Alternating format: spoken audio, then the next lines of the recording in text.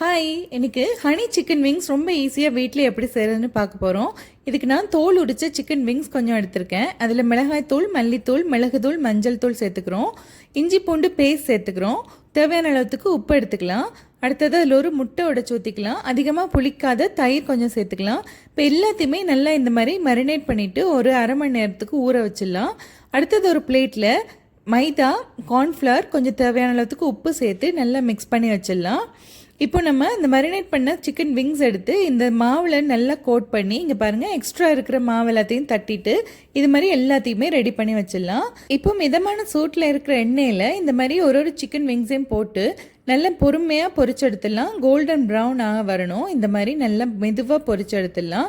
அதிகமாக ஹீட் வச்சோம்னா வெளியில் நல்லா கருகிடும், உள்ளே வேகாமல் இருக்கும். இப்போ இந்த மாதிரி பொரிச்செடுத்ததுக்கு அப்புறமா ஒரு பேனில் கொஞ்சமாக எண்ணெய் விட்டுட்டு குட்டியாக கட் பண்ண வெங்காயம், பூண்டு சேர்த்துக்கலாம். வெங்காயம் ஒரு பாதி வதங்கினதும் இந்த மாதிரி நம்ம நீளமாக வெட்டி வச்சிருக்கிற பச்சை மிளகாய் சேர்த்து லைட்டாக வதக்கி விட்டுடலாம். இந்த வெங்காயம்லாம் வதங்கிட்டு இருக்கிறப்ப நம்ம ஒரு சாஸ் செய்ய போகிறோம். அதுக்கு சில்லி சாஸ், கெச்சப், ஹனி, அப்புறமா கொஞ்சமாக ப்ரௌன் சுகர் எடுத்து எல்லாத்தையும் நல்லா கலந்து வச்சிடலாம்.